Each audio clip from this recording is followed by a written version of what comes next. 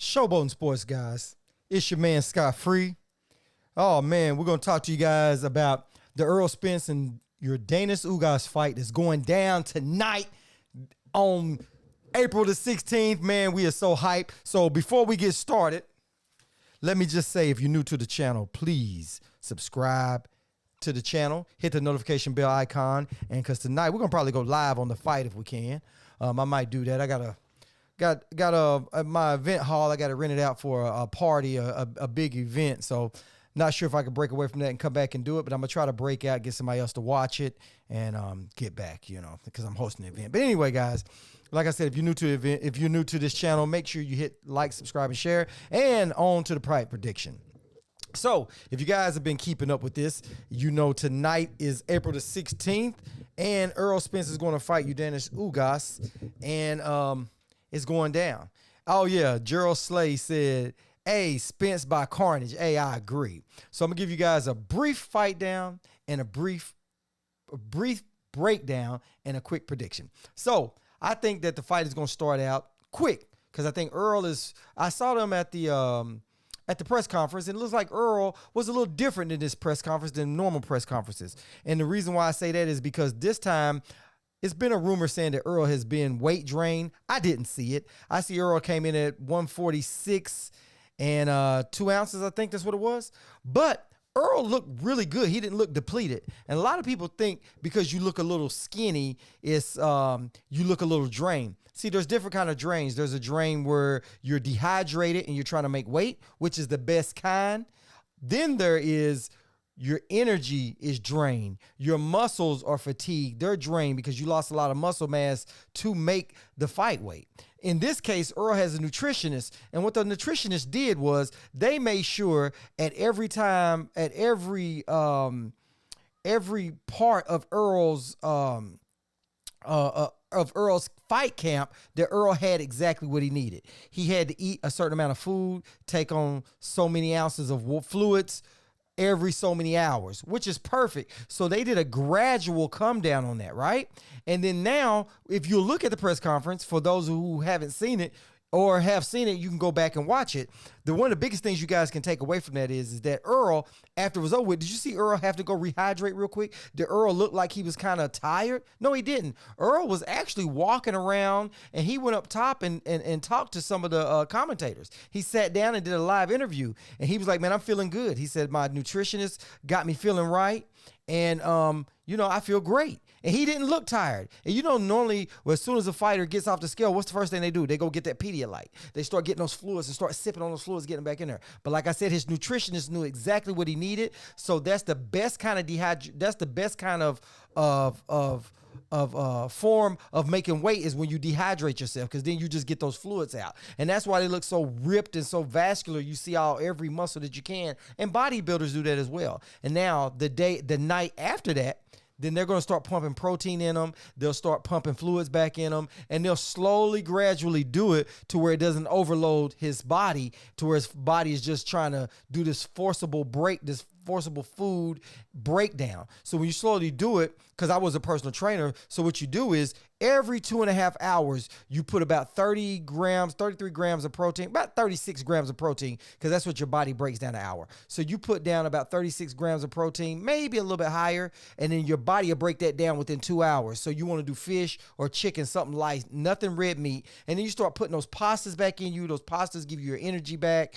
Those pastas also give you a little bit of rehydration.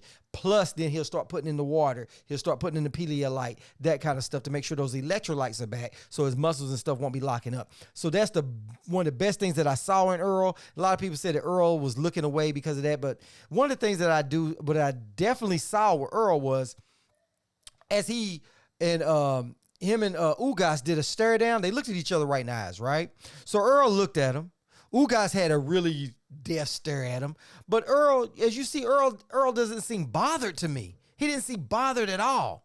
He just seemed like, I want to get this done. But Ugas is not giving Errol anything to go on for momentum to spark that fire of that pissed off Errol that we're normally used to seeing. See, Sean Porter did, Danny Garcia done it, and Ugas hasn't done it because I think there's a barrier, because it's a language barrier. So the shit talking is not coming across like it should. I'll tell you one of the signs that you can see that is because they said, Ugas, Earl claims that he's the big fish. How do you see that, and how does that affect you? Well, then, he kind of got like a politician answer. Well, I'm gonna win this time. He doesn't ruffle feathers. That's not his style, right?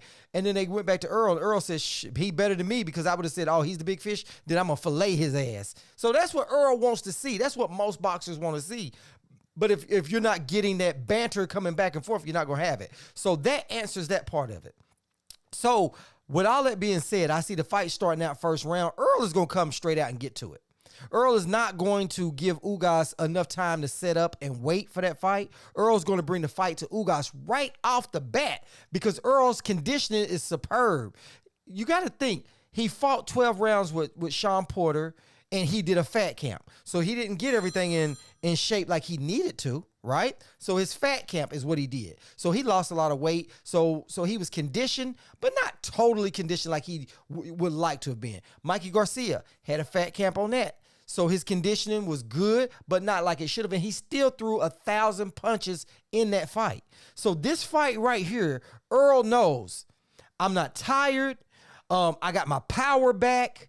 And I've been in shape this whole time. See, when your body is in shape throughout the year and you're not just getting in shape, a quick shape, then your brain has enough time to adjust. See, people don't understand is that when you gain weight, your brain and stuff, that stuff goes inside your brain, And so when you lose weight real fast, it affects all of that. So that's why a lot of people say when they're in tip-top condition, it's hard to knock a person out. And that's one of the reasons, because your body has adjusted to that. So your body does amazing things when you're totally in shape. Not saying that Earl can't be beat, but I'm going to see it's going to be hard for Ugas to, Ugas is going to be fighting uphill battle. And I'm not looking over Ugas, but I say Earl will come in strong. He'll come in fast. He's going to jump right on top of Ugas. He's not going to give Ugas enough time to think and do any kind of counter punch, because that's what Ugas does. Ugas is going to try to come to the high guard, and Earl's just going to keep putting them punches on him. Ugas is going to be forced to fight back. He's going to be forced to let them hands fly, and that's what Earl wants, right? And Earl knows how to judge that distance in and out. So I see the first round, he's going to jump on Ugas. Second round, he's going to turn up a little bit. Ugas is going to start getting in the firefight about the third round, and I got it by stoppage, fifth round. I know you guys haven't heard that. A lot of people say, and I'm not taking anything away from Ugas, but I think that Earl is just going to come and just let it all hang out. And I think the only way Ugas is going to definitely be in a firefight. I'm seeing stoppage, fifth round, maybe towards the end of the round. So I'm putting mine out there. So I wanted to get mine on record to say fifth round stoppage.